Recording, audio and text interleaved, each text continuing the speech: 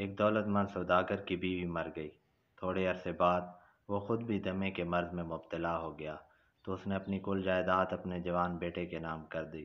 ہزاروں کی جائیداد پا کر پہلے تو نوجوان لڑکا اور اس کی بیوی سوداگر کی اچھی طرح دیکھ بھال کرتے رہے، مگر 6 مہینے بعد انہیں نظر انداز کرنا شروع کر دیا، جس سے علاج معالجہ بھی چھوٹ گیا اور کھانا بھی وہی ملنے لگا جو عام طور پر گھر میں پکتا تھا۔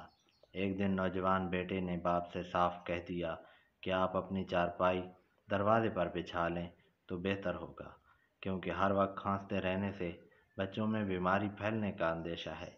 بیمار باپ کو صبر و شکر کے سوا چارہ ہی کیا تھا۔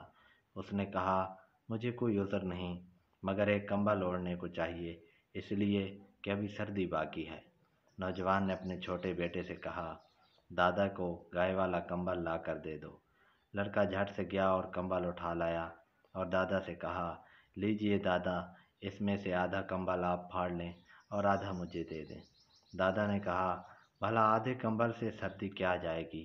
باپ نے بھی بیٹے سے کہا کہ دادا کو سارا ہی کمبل دے دیں، جس پر چھوٹے لڑکے نے معصومیت سے جواب دیا، گھر میں ایسا کمبل تو ایک ہی ہے، اگر سارا کمبل آج دادا کو دے دیا تو جب آپ بوڑھے اور بیمار ہو کر دروازے پر چارپائی بچھاؤ گے تو میں آپ کو کیا دوں گا؟